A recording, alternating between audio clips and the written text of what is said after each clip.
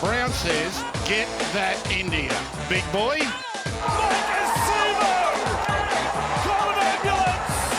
Maybe call a priest! Oh, what a shot! What a shot! Campbell killer! Hello and welcome back to another edition of the Tip Sheet Podcast. As always, I'm your host, John, also known as Forty20. Joining me on his lonesome this week to break down all the action, all the news, all the gossip coming out of the code is my good mate Clint. No 60s this week. He's on hiatus, on personal leave. We'll give him a pass. He didn't have to go to the judiciary, thankfully, unlike Maika Sivo. But Clint, we've had some hot and heavy weather with all the downpours and whatnot going around. But how are you holding up amidst all of it? Mate, to be honest, I'm absolutely fantastic. I've had a beautiful workout this morning. I rolled into the work day with plenty of energy. I came home, had a beautiful steak dinner with some fries that I cut myself from fresh potatoes. I'm coming into this show with you. I'm feeling really, really good. Your beauty, setting up for a big show, even if it's just the two of us. So hopefully you guys can put up with us yapping around for the better part of an hour. And before we start the yapping, we'll keep it serious. Quick shout out to the sponsors of the show. You know them: Big Swing Golf, North Mead, and Star Partners Real Estate, Auburn, Narellan, and Parramatta. 60s does a better job spooking them than I do, but we sincerely thank them for what they do for us and the podcast. Mm-hmm. And on that note, Clint, let's get right into it. News team, assemble!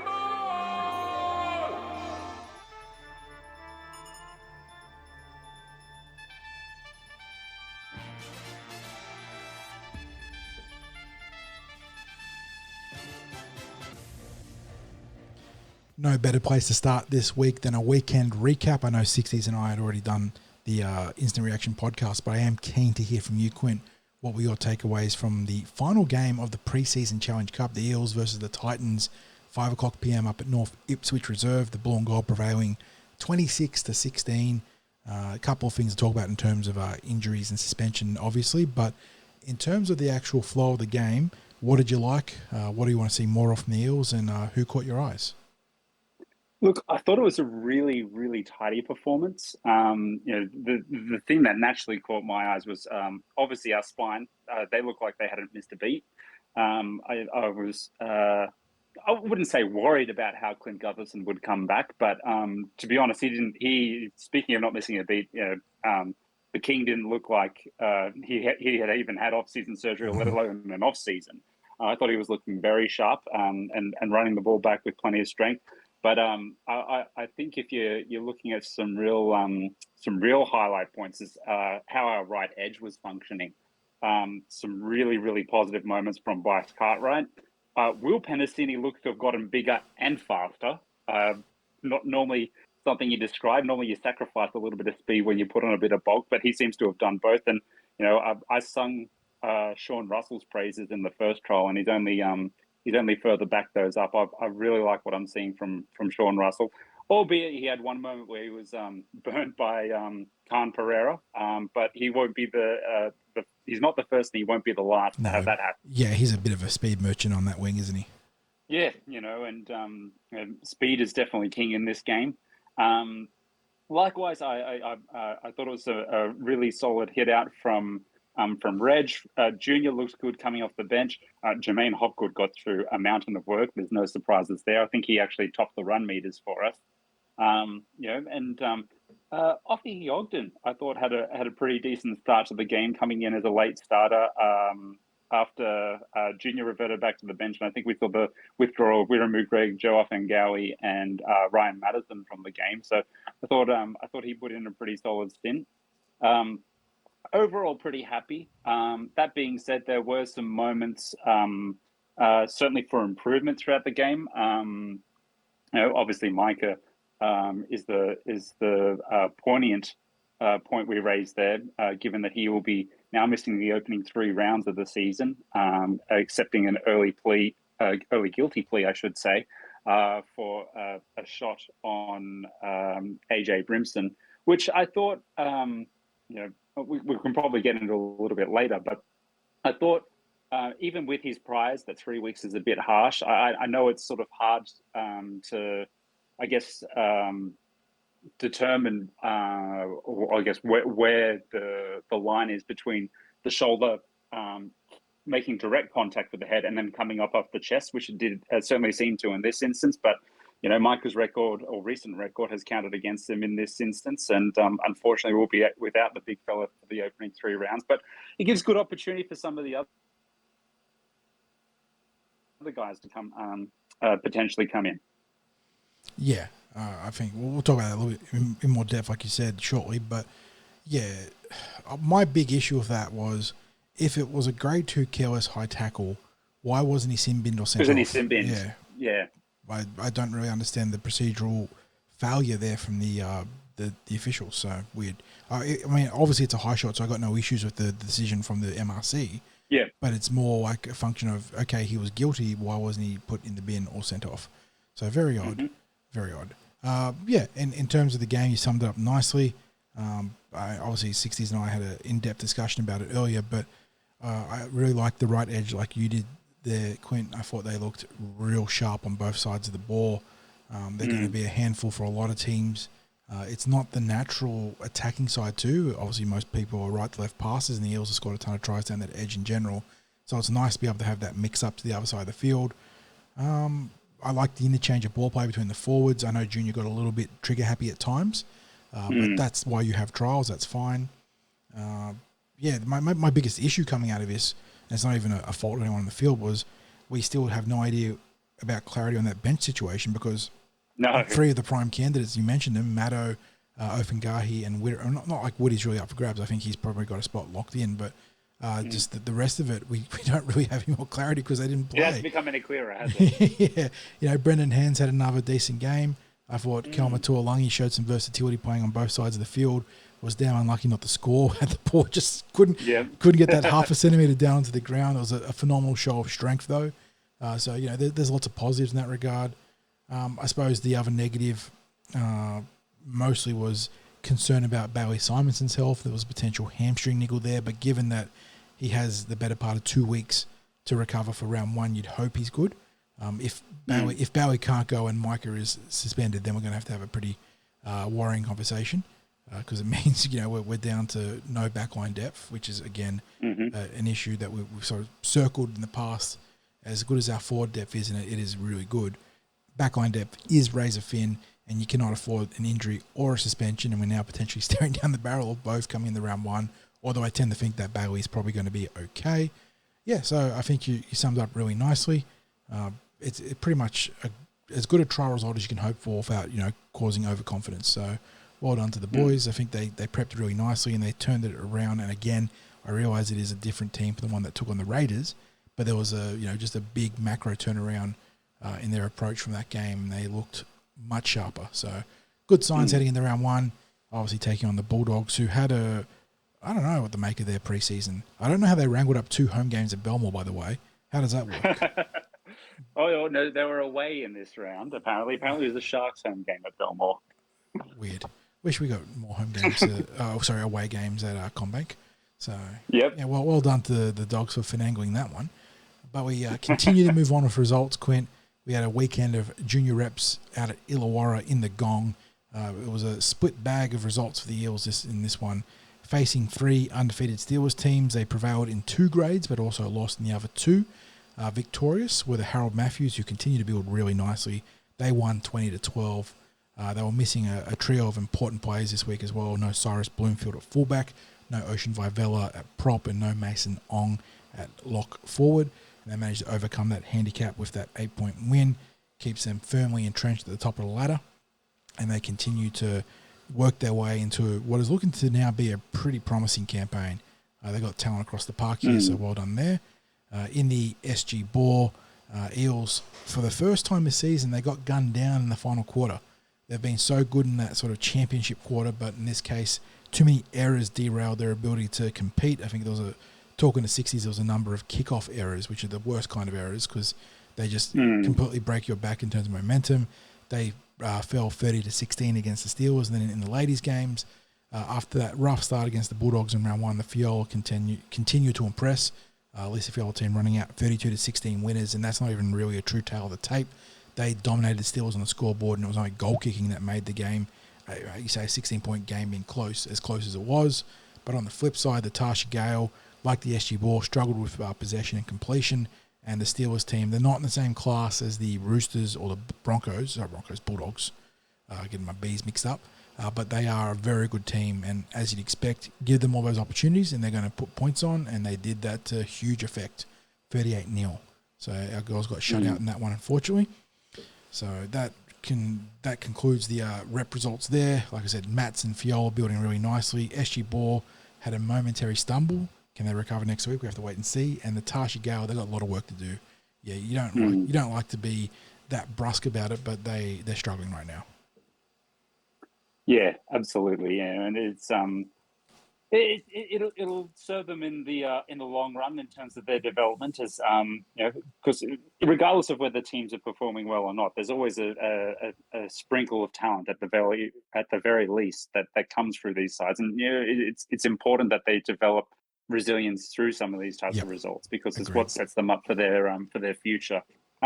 The Mats, I believe, in that victory though, John, they're potentially picking up a long-term suspension, but we haven't got the name, so we'll just take that under notice for the future.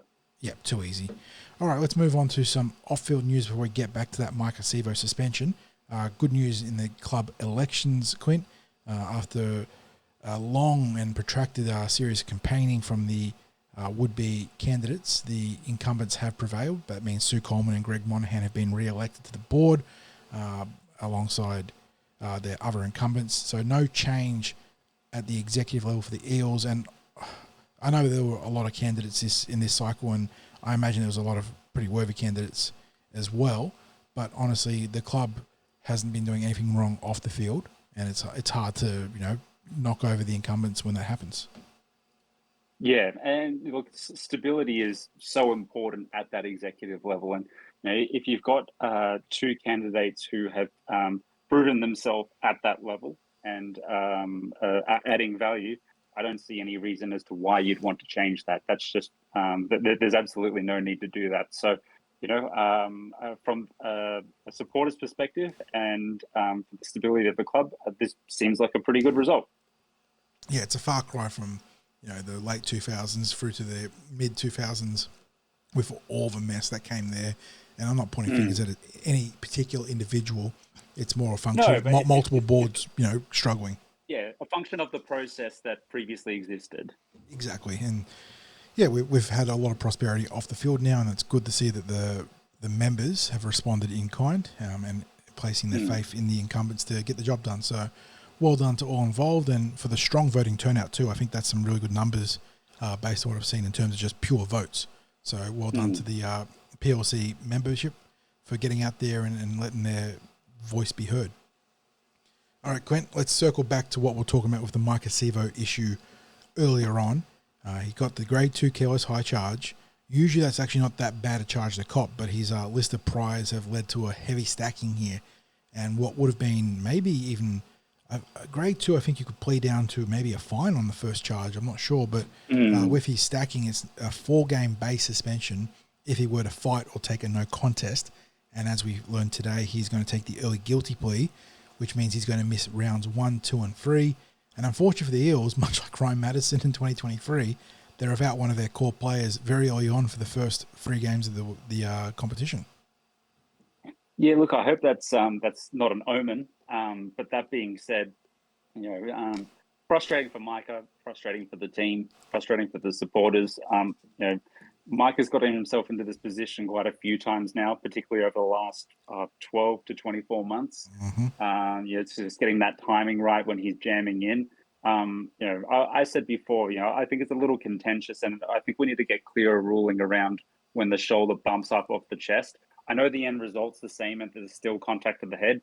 I'm not trying to make an excuse for that or justify that by any means, but I do think that there needs to be a little bit more leeway with interpretation of that, because in a contact sport, there's always going to be the opportunity for bounce back like that. Now, clearly, the player in this instance, which is Maika Sivo, hopefully didn't go in with the intention of him hitting AJ Brimson in the head. But he has still made contact. So look, I've got no problem with there being a penalty with it being referred to the match review committee with the suspension or anything like that. But I do think even with priors that a 3-week suspension is a little bit heavy. I would like to have seen in this instance when it does bounce off the chest and head.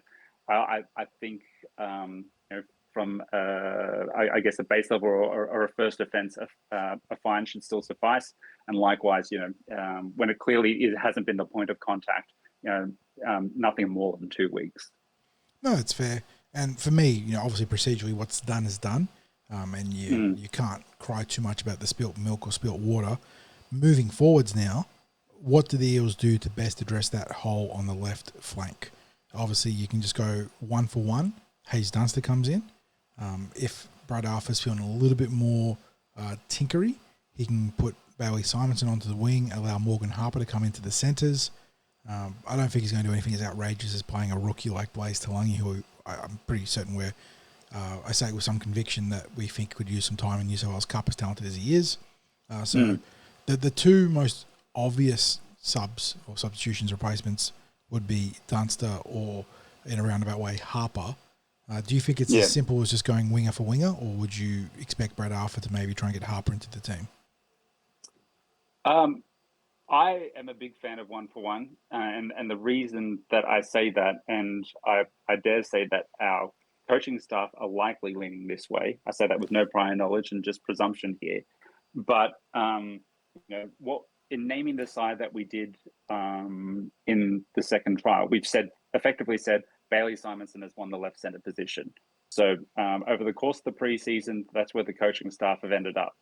To then change that, if he is available to play, is to, I guess, suggest that they've, by virtue, obviously in this case, suspension, not necessarily done an about face on that, but they said, that's what you've been practicing all preseason or the majority of the preseason. We're now going to shift you because of these circumstances. When he's available to play, then there's another option available on the wing. I just don't think that that's normally the remit of most coaches in that type of position. That being said, there absolutely is an opportunity for, as you said, Harper to come in and, Bailey can, this is some consideration that he's fit and available to play, shift to the left wing, which I'm not against that as an option either. But I just think by virtue of the way the teams have been named across the trials and the way that the preseason games have unfolded, you'd think it will be 1 for 1. Yeah, I'm definitely leaning, and I say lean, I'm almost certainly leaning in the favour of Hayes Dunster coming in. I think you beef up your ability to ruck the ball out. You get Hayes is a solid finisher. It's not like he's a superstar in that regard, but he'll get the job done. And again, we're a team that, if we want to take that step forwards, I think keeping our forward pack in mint condition to attack inside the attacking 50 rather than having to do all the ruck work coming into it, best suits us. So getting Hayes in there to get his feet under him, and who knows, 3 games is a lot of time to showcase your wares. He might end up challenging Maika Sivo if he can put together a strong campaign to start season 2024. So count me Which in. would only be to everyone's benefit. Yeah, exactly. I mean, as they say, iron sharpens iron. You want competition, you want depth, especially in a group of backs where we just don't have the same amount of depth as the forwards, and that's something that they obviously hope we can address throughout the course of the season. But right now, big opportunity for Hayes Dunster, so hopefully he can grab it. Now, absolutely, we're going to move on from Eels news shortly, but you brought it to my attention in the green room that I committed a rather erroneous faux pas this week by not getting the King Elvis Presley onto the old DJ, or even someone like Dean Martin, one of the crooners from Vegas.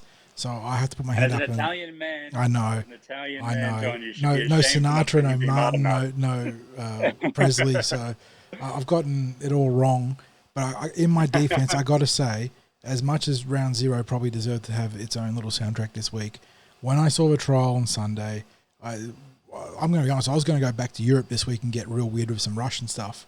But Six isn't here, so I'm going to save that for him. But one look at Will Penasini rocking that magnificent growing fro, and I just got the funk running through me, so I had to go with the funky tunes this week. And on that note, we'll go to the intermission break with a bit of catchy, funky tunes from Rollermatic called Hang Up.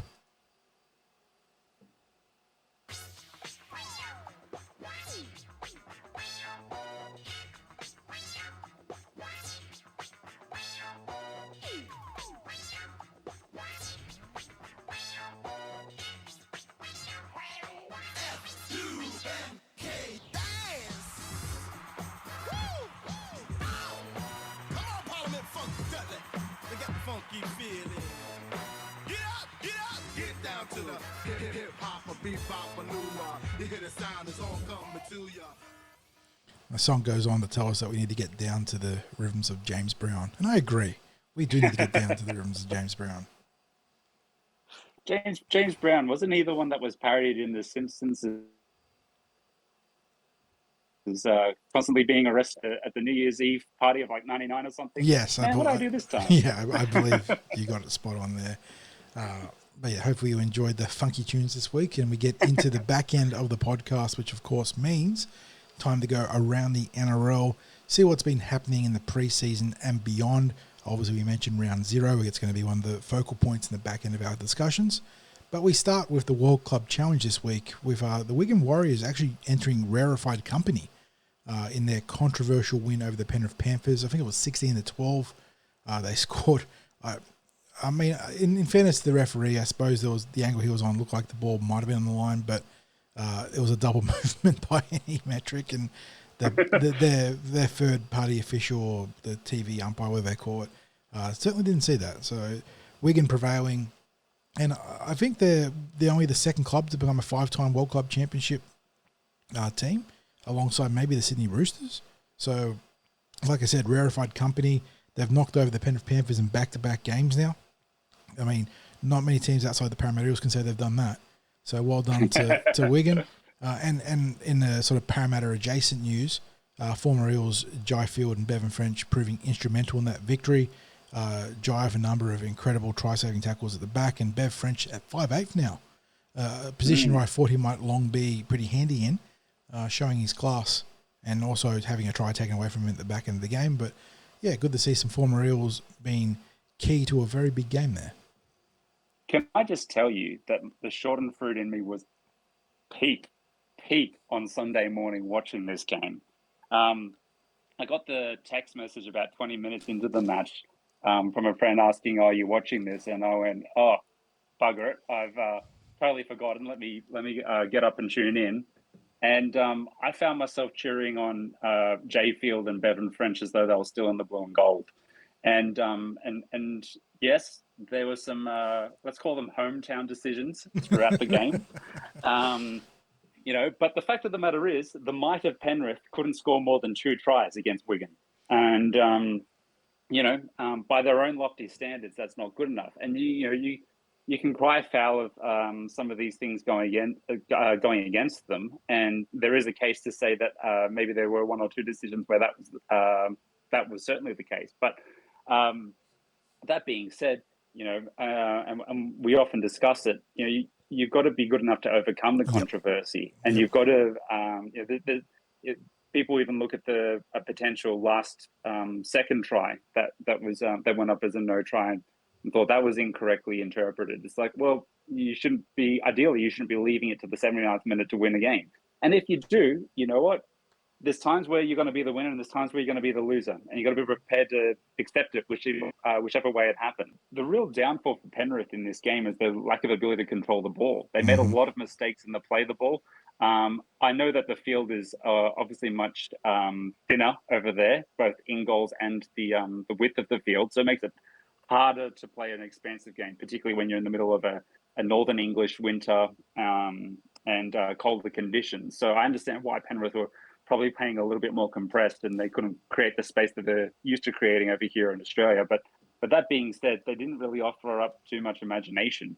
I saw one particular opportunity they had in the second half where Isaiah Yeo went through, and the pass went down to on the ground to the inside man, and a try certainly went begging there. But there were some opportunities in terms of some short interchange of passing with forwards through the middle third that I thought that Penrith should have looked to exploit a little bit further. But then they went there once or twice and didn't go back again. And they kept feigning to go wide, only to turn the ball back on the inside to an inside run of doing an unders line. So they kind of reaped what they sowed as a result of that. I don't look at Penrith as being robbed in that situation. I looked as though that they for one of the few times over the last 4 or 5 years, managed a game very poorly, suffered the consequences of that, and they had some unfortunate decisions go against them in the scheme of, or I guess the way that the game unfolded there. So it was kind of like a compounding a series of events for them. And I, for one, have never doubted that the Penrith Panthers have ever told anything but the truth on the field, Clint. They never remonstrate or try and cajole or stretch the truth. They are very, very good boys on the field, and that was reflected in Brian To'o getting a little bit Old Testament on the Wigan Warriors, lashing out at them for the obviously the controversial try that was being celebrated before it went up, saying that lying is a sin and you shouldn't lie. So I'm not really sure what the function or the thought process there was for Brian, because football sour grapes. Yeah, I think that sour is grapes. most likely what it is. And To'o's obviously a phenomenal player. This isn't a shot at his playing talents or anything like that, but it is always funny when a player lashes out like that, saying that essentially they're the better man, when we know for a fact that every team, and this is Parramatta Eels included, we're not naive to it. If they can stretch an advantage on the field any way they can, they will. Why wouldn't they? Yeah, my foot was in. No, I didn't knock on. Yes, they tipped the ball. Like whatever they can get to get a 6 again, to get a penalty, to get a try in this case, they'll do. And whether the player in question thought he was there or not, of course he's going to celebrate.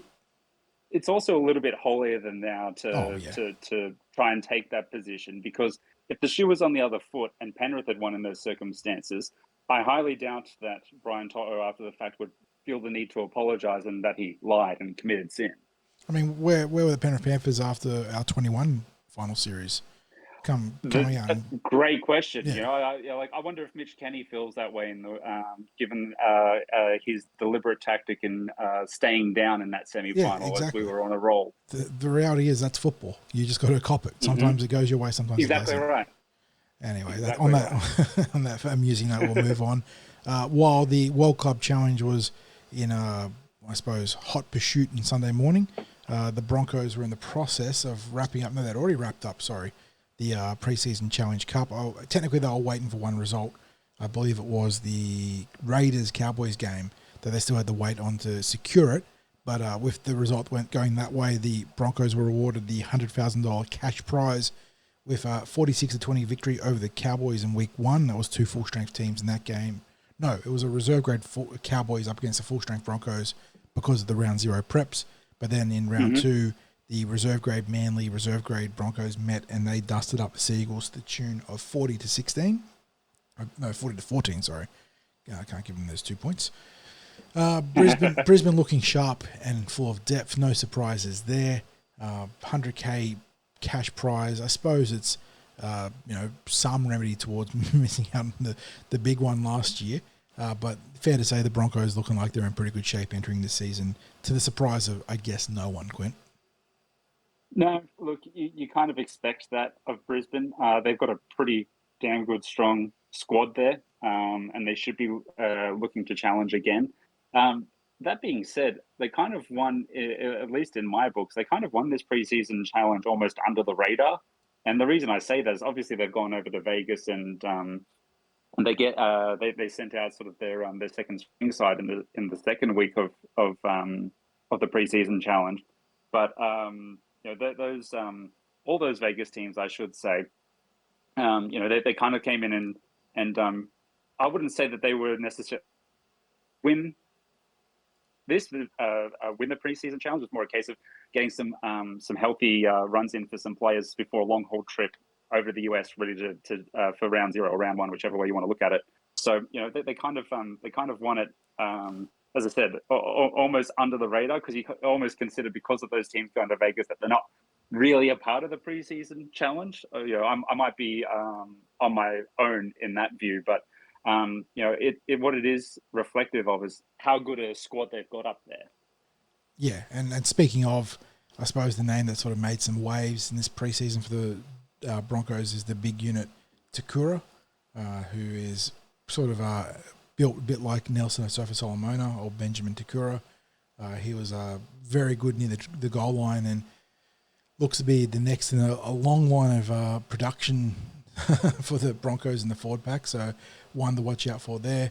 That sort of brings us nicely into a springboard into your general preseason takes away from the Parramatta Eels. Quinn, I know there were some big injuries. Tom Gilbert, confirmed ACL, comes to mind. Real luckless man, that one there, between the origin injury and then that. And then obviously we got Cohen Hess, who has a suspected ACL. So bad luck on two fronts there for the two Queensland forwards. But in terms of general takes, did anyone really jump out of the preseason pond to impress you? Obviously, there are some teams that we got some real interesting storylines. Obviously, the West Tigers under Benji Marshall. You got can the Warriors consolidate in what we saw last year? The Newcastle Knights, were they flash in the pan back in the year? And there's a lot going on. But did anyone really jump out from the pack to impress you? I swear that you're reading my mind as you were just going through some of those sides there. Look, for me, I continue to have question marks over Newcastle. I'm not sold that last year wasn't a flash in the pan. Happy to be proven wrong, but at this point in time, I didn't see anything that didn't, satisfy my thirst for an answer to that question. I still look at them through skeptical glasses, if you want to refer to it as such. Likewise, I thought the Warriors looked pretty strong against the Dolphins. I know the Dolphins got a little late flurry of points, but Roger Tuivasa-Sheck, I said that Gutherson didn't look like he's missed a beat. He was looking dangerous out there for the Warriors. Class is class. Tuivasa-Sheck. Yeah.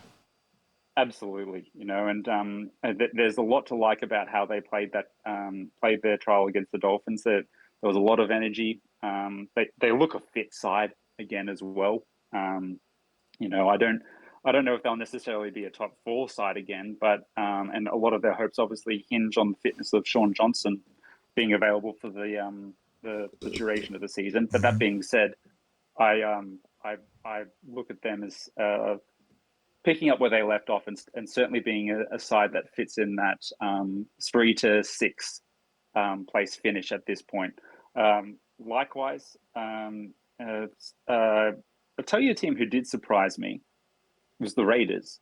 And that's not because I thought they were fantastic, but they do look a bit better than what I guess I prepared in my mind for them to be this year.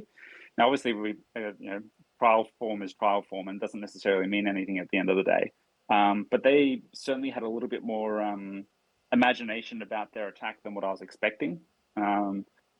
Ethan Strange looks to have plenty of energy and doesn't look out of place against NRL players. So, he's one to watch. And interestingly, I thought he was very lucky to get away with only a fine for his tackle. In the Cowboys game. It shows you that reputation does weigh for a fair bit when it comes to the MRC. And I think, obviously, in terms of Eels, Maika Sivo comes immediately to mind. But former Eel Murata Niokore, even at the Warriors, copped some pretty brisk charges compared to what his contemporaries do, I feel. So, reputation Absolutely can precede you. And obviously that's a first offence for Ethan in that regard. But, it was a tackle that put a player past the horizontal, in my books. And again, I could be wrong. But I'm sure there's plenty of other fans out there to feel the same. If you commit a tackle past the horizontal, it's an immediate suspension. It's just a determination of how many weeks. We saw when Nathan Cleary did that to Dylan Brown in 2022. He missed, 4 or 5 weeks for that tackle? It obviously wasn't as serious as Cleary's tackle back then, but there was still a player that landed on their head and wasn't necessarily aggressively driven into the ground, but there was still force in the tackle. So I found it very interesting. He walked away with only a fine. St. George got a win. Good on them. I haven't seen anything from the Dragons or Tigers to suggest that they won't be bottom four at this stage. Again, plenty of water to pass under the bridge, and lots of things can change between now and then. But at this particular point in time, with the information available to us, I wouldn't be liking my chances this year for a finals appearance if I was St. George West Tigers or Canterbury Bulldogs fan. Yeah, I don't think there's going to be too much of a trend difference for them. And like you said, there's a lot of football to be played to prove to the contrary, but initial signs don't look too great. I'm just trying to think if I saw anyone that would suggest being a big riser. And I don't know. The Dolphins have, obviously shopped around nicely. I think that they can, fitness pending, because there's now concerns over Herbie Farnworth being available for round one. And obviously, no, Tom Gilbert's a big loss, that forward pack, but they've got the potential to get into the top 8. But again, you consider the teams that are in the hunt, and obviously at the very top you've got the Panthers and the Broncos, but then, Storm, Roosters, Eels, Cowboys, Rabbitohs, Sharks, Warriors, they were very good last year. Raiders, it's a hotly contested top 8, it looks like it's going to be, and the squeeze happens very, very quickly when that sort of, congestion occurs.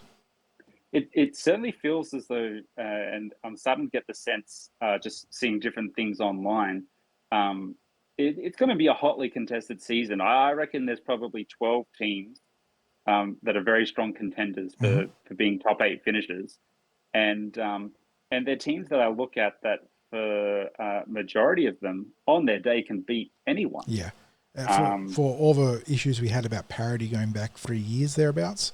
I don't know what's changed in terms of recruitment and the sort of metagame shift with the rules, but right now, even as good as Penrith and Brisbane are, it feels like there's a whole chunk of clubs that can line up and at least punch them in the face in a given game, if not beat them. Absolutely, and from a neutral perspective, that's fantastic. That's kind of what we want. We want to see that that level of competition. We spoke about some of the rule changes that happened over the off season that's coming into the season proper, and that was supposedly about bringing competition into all these little moments in the game. I think what matters more is that the competition proper and the competition itself is highly competitive, and I think that's what we're going to get this year. Yes, sir. Very happy to see how that one plays out, and obviously hoping the Eels can climb that top 8 ladder very, very high and book a good berth into the finals. We have to wait and see, though. Injury and suspension sure had a say on what that was capable of last year. We haven't really started 2024 off in a better light, given that Maika Sivo 3-game suspension, but we will move on from that. Let's sort of do a big blitz around the NRL now. Some quick news. Adam Reynolds' 1-year extension with the Broncos was rumoured last week, now made official by the club. No real surprises there, Clint. They haven't really got the succession plan in place to replace him, and even then they brought him in knowing that he was going to be a medium-term fixture for him. So as long as he can, not get on the booze and beef with Pat Carrigan, I think he's probably in a good spot for him. But yeah, no surprises there. What was a surprise, though, going back to Belmore now, Reid Marnie and Matt Burton, given the axe by coach Cameron Serrato, no longer captains, have been replaced by incoming centre Stephen Crichton, who was lavish praise upon by Serrato for his leadership qualities. But, geez, tough crowd for Reid Marnie and Matt Burton there, mate.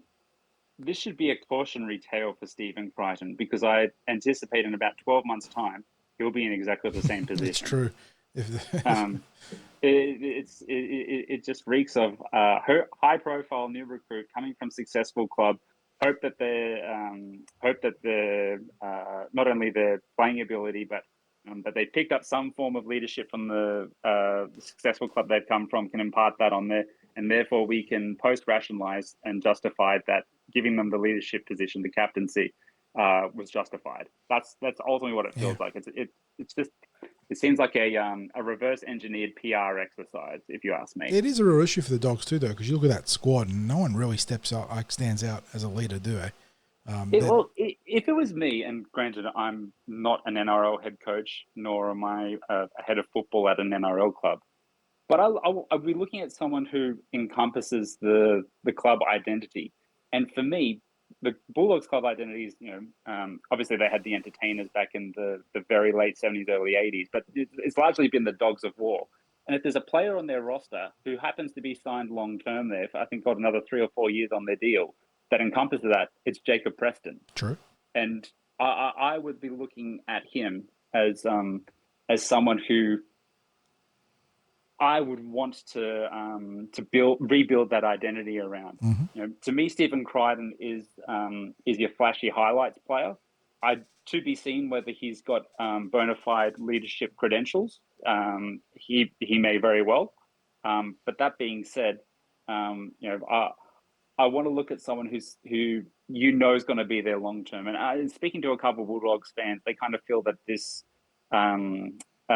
appointment to captaincy is done with a bit of future retention in mind, as opposed to it being completely justified as being the best decision for the club. I don't think Serrato can afford this to blow up in his face either.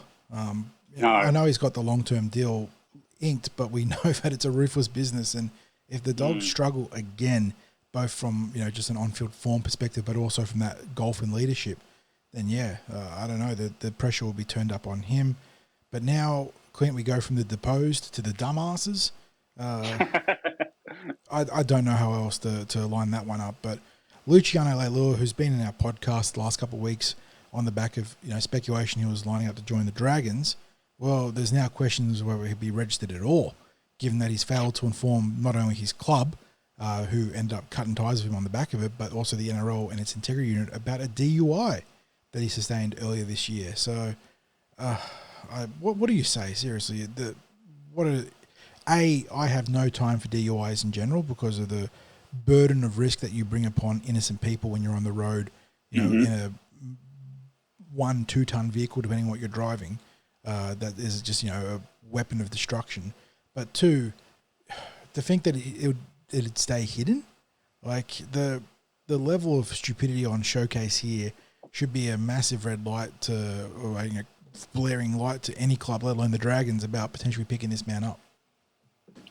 Yeah, you would think so, but it's almost as though the Dragons are in such a desperate position that they're almost, I'm not suggesting that this is what they're doing, but it's almost as though we'll take what we can get, True, regardless of what it is. But obviously very irresponsible of him not to report that. And just to echo your sentiments there in relation to drink driving, every time, regardless of alcohol consumption of alcohol, full disclosure, I don't drink. But I don't have anything wrong with anyone who does. But anytime you get behind a steering wheel of a car and you're driving a car, you're putting your life and other people's life at risk because there is the chance that something can go wrong. There's a reason why there's a legal driving age and why you have to be 100% sober. You introduce alcohol into it, something that's already a risky activity. And you're exactly right. You're potentially putting people's lives in real danger. People die from this, and people get jailed for committing this offense if someone does die. So, it's not something that should be taken lightly. And it kind of seems like when our alcohol-fueled incidents where, in this particular case, the only thankfully there was no victim. The only person who's hurt themselves here is Luciano Leilua. But I kind of wish as a society we'd take this a little bit more seriously because the potential devastation it can cause is monumental. Yeah, if you literally, the only person being put at risk was yourself, it'd be one thing. Like, you'd be criticised for being stupid in that regard. But every time you get behind the wheel, and these guys aren't, 0.01 over the limit. They never are. They're tanked. They're, usually really gassed up on booze. When you do that, you're talking 2, 3, 4, 5. If it's a multi-car incident, beyond the first two, even double digits sometimes. But even if you're taking one life that isn't your own, like the trickle on from that, the amount of damage it causes, and what cannot be given back, you should never be put in a position to cause that in the first place. So, absolutely. Like you said, I wish, and this isn't a shot at anyone listening. This is a wider societal thing. I do wish that drink driving was taken more seriously by more people. Yeah, we just as a society seem to have a little bit more of a laissez-faire attitude towards it, as opposed to especially in this era of Uber and other drive share apps as well. And that there's other means to solve this problem if you want to go out and have a drink. And yeah, I mean, obviously we're talking about Leilua now, but in the NFL, a former player of a team that I support, the Seahawks, has his second DUI in a year. And, you know, we're not talking NRL money there. We're talking this guy was a superstar in the NFL and, you know, was making millions on millions. Just call an Uber. Like, there is no excuse when you're making that much money. If you're an average person, you can afford an Uber, let alone an NRL or NFL star. So, yeah. Yeah, it's the cost of, in inverted commas, the cost of doing business. If you want to go out and buy a couple of drinks and have some fun with your family and your friends, you are legally entitled to do that. But part of the cost of doing that is recognizing, if I've got to find a way home, I'm clearly not the person to be driving. I've either got to find someone who can take me, or, you know, as you said, sort of service like Uber or a taxi or whatever it may be. And I'm interested to see how much of a hammer the NRL might bring down on Leilua now. Deregistration is, you know, certainly on the table. They don't like when people try to hide stuff, and you can understand why. You know, it leads to bad headlines. It's not good PR, and I'm keen to see what this means for him in the future. If a you know, hefty suspension at the very minimum, but we go from that shitty news to some good news for New Zealand Rugby League. They've found their next head coach to replace Michael Maguire, and despite a whole number of names being linked, including Wayne Bennett and Parramatta's own Nathan Kalis, who is currently our cup coach, they've gone for another player icon in Stacey Jones. It's been probably a long time coming for Stacey. He's been in the coaching ranks for a number of years now, and they go to their most storied halfback prior to Sean Johnson, I suppose, to be the new international coach. Yeah, and look, Stacey Jones is a figurehead, an icon of New Zealand Rugby League. So it seems like a very natural fit. He's obviously taking over the coaching ranks with New Zealand Rugby League in a pretty good position. They disposed of Australia quite comfortably in the Four Nations final. Was it Four Nations or the Pacific Cup final, whichever one it was? And forgive me for forgetting the exact name. I'm sure a listener can correct me in our comments section. But you know, it's a good time for him to be taking over, and hopefully, for the sake of competitive international rugby league, under his leadership, they can continue to consolidate their position. Yeah, he inherits a very good team, and like you said, I'm keen to see that rivalry with Australia really solidify into arguably the best that we've seen in the history of international rugby league. So it's a pivotal juncture for international league now. The Kiwis have the ability now to not get a stranglehold, but to absolutely become a legitimate rival to the Aussies. So I'm keen to see if Jones can build on that, and I certainly wish him the best, because I know it's lame, but it is hard to cheer for the Aussies in the rugby league. It is good. Yeah, it is good to see. Because you're essentially cheering for Queensland. Yeah, that's a big part of it. And you know, New Zealand's often had a lot of Parramatta representation or ex-Parra representation in the case of Murata and Isaiah, guys that you still like to cheer for regardless of the jersey they're wearing domestically. So yeah, I'm really keen to see the Kiwis make a push here to get a grip on the number one spot in the rankings. And now, absolutely, to round out the NRL news, we're going back to the international variant here. Got a couple of branches of potential Super League news, although not just in England.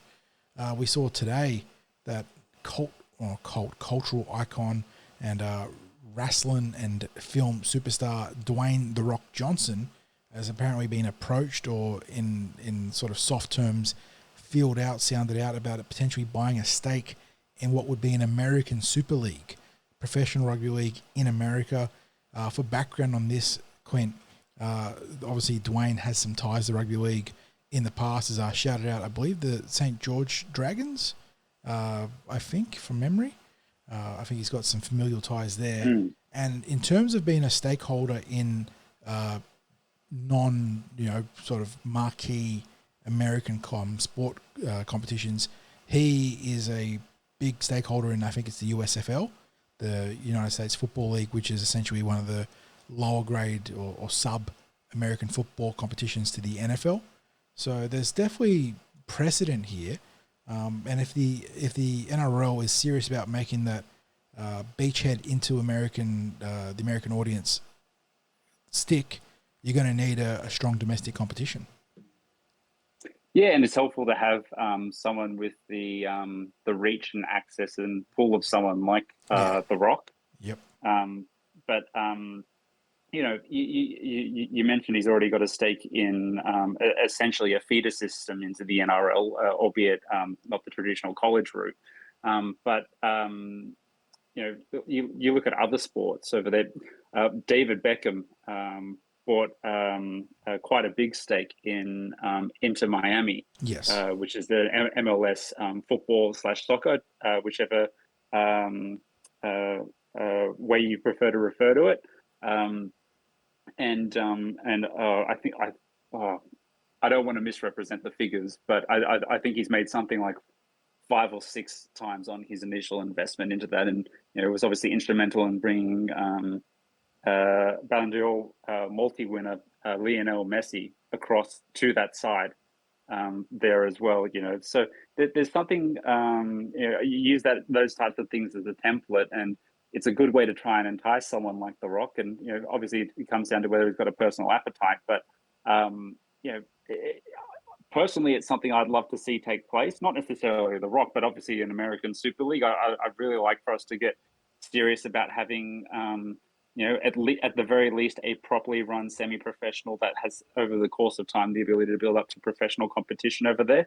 I don't think it's beyond the realms of possibility, or nor is it too much of a stretch goal to say rugby league in the US should be looking at what the MLS football/soccer has achieved, and go, we have the ability to get to that level, and then maybe beyond after that point.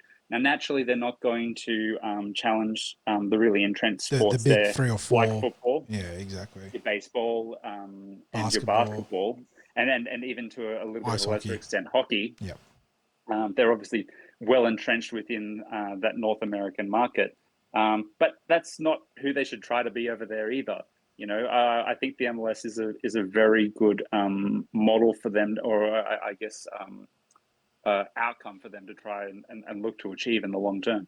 Yeah, I agree. The MLS is definitely who you should be modeling yourself after if you're going to go all in on an American Super League, or whatever they want to call it. If they've got a better name, I don't know. And yeah, attracting some star power. If you were to do it, obviously you'd be getting Russell Crowe in on it as well. Hugh Jackman, if you can, all those Aussie icons that have legitimate star power in America. But yeah, if you can get The Rock in on it, and I know to an extent, I love The Rock from the Attitude Era and all the wrestling stuff, but as he is right now, he's a commercial beast, right? Like he'll put his brand on a lot of things if it's good for him. It doesn't necessarily mean that it's a complete investor for him, but getting his stamp of approval or his buy-in on it would be still a feather in your cap. So definitely something to watch. If I can get him to attach his name to it, it's certainly going to help any prospective competition. But on that note, we sort of stick in the Northern Hemisphere but go across the pond to another Super League. And what started as what people initially thought was a shitty Matty Johns rumour about the NRL being rumoured to buy a controlling stake in the English Super League has suddenly become maybe not a shitty rumour, and maybe there might be something substantive to it. There's always been a long and storied history between the two competitions, Quint. But is there seriously a chance that the NRL, who seem to be flexing their financial windfall across the last week or so, could they become controlling stakeholders of the Super League? Yeah, well, we were joking in the green room for our listeners that the NRL hasn't been afraid to share that they've got cash at the moment. That's certainly been the underlying message of some of these stories that are coming out. And it seems like they're prepared to invest. And we talk about the long-term growth of rugby league. The Super League is obviously an already established asset in that space. That being said, it hasn't been without its struggles and its challenges, and part of the big challenges over in the Super League is that there's probably about 4 or 5 super clubs, and then the rest of the clubs are kind of fighting out each year just to keep their head above water. And they do have a relegation system over there, and they obviously see some teams come in and out of the competition every year. I think the NRL having a controlling stake in there is good for the long-term future of the Super League rather. Largely because there's tradition and then there's moving with the times, and it's important to keep the balance between the two. But I think in terms of English rugby league, they weigh a little bit too heavily towards tradition, and it's kind of seen the competition and the sport over there stagnate a little bit. And given the growth that rugby league has experienced in Australia certainly over the last 10 to 15 years, record numbers in memberships across multiple clubs, regardless of how accurate some figures might be at some clubs. Likewise, the viewership numbers, the record media deals. We do rightly scrutinise and criticise some actions of the NRL administration, as should we all as stakeholders in the game, and with a vested interest and certainly a financial interest in the game if you're a season ticket holder. But that being said, they've made some sound commercial decisions over that period of time. And, I do think the Super League, if the deal is right, the deal has to be right, and it has to be something that's going to be obviously an income-producing asset for Greater Rugby League. But yeah, I do think that there is some value that can be added if that was a decision that was I guess, an outcome to unfold. Yeah, there was also talk about potentially rescheduling the competition again. I believe is it a English winter competition now, and they're moving it back to the summer. So that will be a wait and see there. But this is very interesting news. It would be a big asset, I think, if the NRL were to acquire it, even with the concerns we have about the stagnation. Linking the Super League and the NRL even more intrinsically, I think, is a good thing. We've seen some really positive transfers on both sides. There's a lot of NRL players who haven't been able to, due to circumstance, injury, bad luck, not in some cases not being mature enough, have fallen out of the NRL but gone on to really find their feet in the Super League. Likewise, the NRL seen an influx of phenomenal English forwards. For not just recently, because that's we think about all the Canberra guys that have come in, but going all the way back to Adrian Morley and even before then, there's been a long and storied history there. So yeah, bringing those two competitions under the same banner would be interesting. And likewise, if you end up creating that triumvirate with that American league, it would sort of maybe pave the way for some interesting options for player transfers and the ability to strengthen different competitions at different times of the year, a la what we sort of see in various forms of T20 in cricket. So maybe you can help all competitions in that way by bringing them under the same banner. So we have to wait and see how that plays out. But yeah, I do like that you referred to it as the triumvirate. You brought your Italian back by doing that. bit of the old Roman history there. So, but yeah, this is a real interesting territory for rugby league. I mean, they seem serious about making a push into the American market. They have a chance to, consolidate the English market at the same time. And again, you're dealing with a marketplace where you're never going to compete with the English Premier League. And to nor should you look to. Exactly. But you can make inroads against rugby union and the other, tier 2 competitions there. And all you need to do is carve out your own niche and establish an identity that resonates with an audience. So, really interesting times here for the NRL and for rugby league in general. We haven't seen this sort of aggressive expansion since, not even really the Australian Super League, because that wasn't really expansion in so much. It was, just a series of, ego trips across both competitions that ended up damaging the game for decades. So I'm cautiously excited here if there is serious credence to this rumour. And on that note, let's round out our podcast with a quick look at round 0. We go back to the States for a couple of games on our Sunday, the American Saturday, I believe. I can just pull up my draw here. I had these up earlier today. Yeah, so Sunday, 1:30 p.m. and 3:30 p.m., starting with the Eagles, Sea Eagles, and the Rabbitohs, and then the Roosters and the Broncos. So I believe, based on my calculations, I think that's a 6:30 p.m. start in Vegas on the Sunday, I believe. I could be wrong about that, but they're fairly Western orientated in terms of time zones, so the delay sort of falls in nicely. How do you see this one, Quint? We'll sort of take very quick takes on this.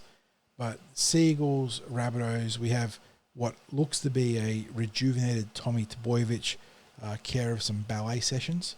Looks to have increased his flexibility. I mean, I say that without being flippant. There are a lot of ways that you can find, avenues back to full fitness, and in this case, it looks like the flexibility and athletic requirements of ballet have helped Tommy, and given his issues with his hammies and back, hopefully it keeps him healthy. But yeah, he is back. The big thing for the Seagulls outside of that is how does Luke Brooks fit into the picture? Beyond that, they're pretty much the same 2023 Seagulls as what we had, in the past. On the other side, you got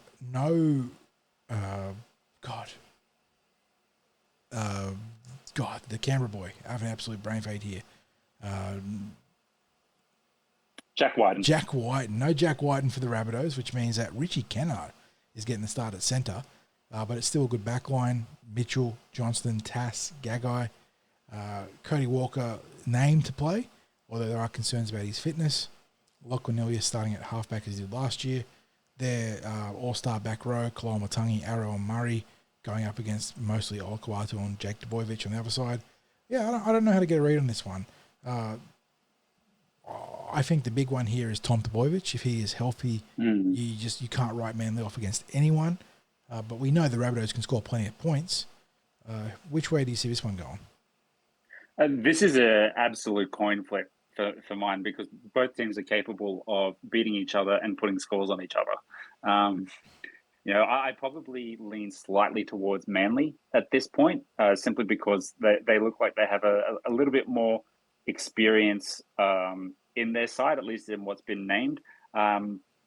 That being said, I do like the South pack a lot better, but I rate very highly Daly Cherry Evans.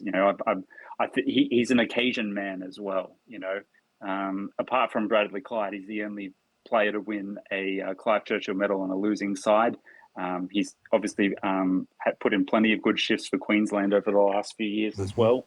And with question marks over Cody Walker's fitness, it kind of seems like another big occasion game, because this is a big occasion. There's a lot of hype around this, and there certainly will be for the players that are taking the field in both the respective matches. I kind of feel like this is something that's kind of made for DCE, and I can see. I know I said that these sides are capable of putting big scores on each other, but I do see DCE being able to steer Manly home in a tight one in this one. Yeah, I lean towards Manly too. I just can't go past a potentially fit Tom Tebojevic. He is, he's a dirty seagull, but he's a phenomenal talent. So I think that between his talents and, like you said, the steady hand of DCE, they will probably be maybe just too good for the Rabbitohs. And then we move on to the second game in the doubleheader at Allegiant Stadium in Las Vegas, with the Sydney Roosters taking on the Brisbane Broncos. Two very talented teams on paper here as well. Worth noting that there is no Dom Young for the Roosters, unfortunately injured on the back of that crusher tackle. But yeah, I know the Roosters got talent. I mean, Teddy, Tupou, Manu, Swali'i, Kiri, Lenu, Smith, Collins, Tupanua, Victor the Inflictor, as I love to say on the commentary. But I think they enter this game as firm underdogs up against the team that had 1.5 hands on the the championship last year before an epic choke and an epic final quarter from Nathan Cleary in equal parts. And I know that they're missing Herbie Farnworth and they're missing Tom Flegler, both who've gone to the Dolphins, but geez, this Broncos team is still good on paper. Walsh, Arthur, Staggs, Cobbo, Mariner, great backline. Ezra Mam is one of the hottest young prospects and halves in the competition, alongside Parramatta's own Dylan Brown. In the forwards, some chump called Payne Haas, Brendan Piakura, who the Eels nearly signed going back a few years. Actually, we were linked strongly to him. He is really finding his footing in the NRL now, looking like a legit NRL prospect. Ricky Carrigan on the bench. Fletcher Baker's a nice pickup from the Roosters, actually. And then Kobe Hetherington was very good for them last year on the interchange. So they're not even at full strength. Marty Tapau's on the extended roster. Corey Oates, who'd be pretty handy for the Eels right now, he's 18th man. When you have that kind of loss in the finals, in the final, Clint, it tends to be pretty like a binomial, extrapolation. Most teams either break mentally or they become stronger for it and they, really hunker down and go hell for leather for the title. Based on what we've seen in the preseason, the Broncos are probably the latter and not the former. Yeah, and I'd be very surprised if they don't come out all guns blazing, ready to make a statement in this one. Yeah. Despite the firepower that the Roosters have, and there's some great individual players in that side, there's even some really good individual players in their reserves. I mean, Angus Crichton, Egan Butcher, and Connor Watson didn't make the final 17. That may be subject to change come game day, but it's hard not to go past this Broncos side. There's something when you go through that lineup as you did. It's a team that complements each other really well. And I look at the 1-2 punch of Haas and Carrigan there, and having Reynolds behind that with some pretty handy players out the back in Reece Walsh hitting Tony Staggs, Selwyn Cobbo and the like. And there's some chump called Mam who only scored a double and was almost instrumental in, speaking of having 1.5 fingers, he had 1.5 fingers on the Clive Churchill medal before to clear his last 20 minutes. So he was outstanding for him. Great acceleration, wicked flick pass. He's really gone from strength to strength, and he's going to be formidable in that battery with Reynolds and Walsh throughout the playmaking spine there. Yeah, and just the way they play football, they're faster than any team in the competition, even the Panthers. It's scary. It's scary how fast they are, And I know when they play our own Eels, you kind of just watch it with peering through your fingers because your hands are over your face. Yeah. You know what's coming, and it's almost like you can't stop it. At any moment, Reece Walsh could just pull for all gaps. So I think that sending the Broncos over was a rather inspired pick by the NRL. I think they were a great team to showcase the best of the NRL. Likewise the Roosters. It's a very talented team. They can play some great football. So I'm expecting this is deserving of the headline of billing for these two games. I think you could obviously thrown the Broncos against a couple other teams that would also been worthy too, but the Broncos going over was important. I think they play the sort of football that you want to sell to the Yanks. Very much so. Sell to the Americans. And, I'm really looking forward to this one. I think that this could be... look, the Roosters absolutely have the capability to win this game or keep it close, but at the same time, the Broncos were in great touch in the preseason. They've got a lot to prove after choking away the NRL Premiership last year. And, even with the losses of Farnworth and Flegler, they've made, a couple of smart pickups in the likes of Baker in particular, who I think is going to be a nice, not a star, but it's a nice foil to the likes of Haas and Carrigan. And, it is difficult to see. Obviously, I want the Eels to be right up there too. That goes without saying. But right now, Penrith, until proven otherwise, deserve to be, the favourites. But I think that it's a real case of 1A, 1B right now between them and the Broncos. And I expect this to be a statement game, like you said, to try and wash away the pain of the loss in the grand final last year.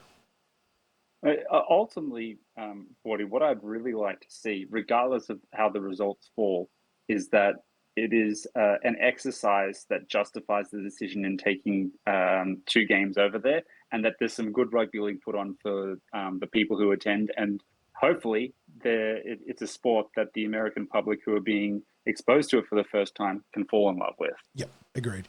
I mean, at the end of the day, if they're serious about making rugby league happen in America, it needs to start with this weekend and a really strong performance from all 4 teams. And like you can have, actually, in a way, a blowout would be very interesting because we've spoken about this, but culturally it's so different in America where you don't run up the score. And in Australia, we know you don't hold back. That means 50, 60, 70 points. So I'm just keen to see some good football from the 4 teams there. And like I said, I think the Broncos were an inspired pick. And just the shakeout, the fallout, however you want to, the positive fallout, however you want to spin it. I'm very keen to see how it happens for this one because a big weekend here, and if there is legitimate interest from the Americans, you know, we're talking about a third tier. Well, I say tier one, but it wouldn't be tier one initially, but potentially a third tier one rugby league competition down the road someday. So it all happens with the first little steps, and that happens on Sunday.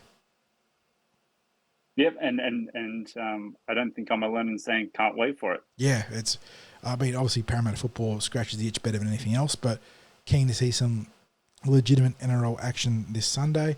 And then that'll carry us through to Teamless Tuesday next week, where the Eels begin to line up against the Bulldogs, and obviously we'll give you all that coverage when it happens. But until then, we'll begin the sign-off process. As always, a thank you to everyone involved in the podcast. Quint, you did a great job carrying my load and that of 60s on short notice there. As always, a thank you to the sponsors of the show, Big Swing Golf, North Mead and Star Partners Real Estate, Auburn, Rowan and Parramatta. Hope you guys enjoyed the podcast. Look forward to catching you in the next episode. And I can't bring the same energy as 60s, but I'll try. Go, you mighty Eels.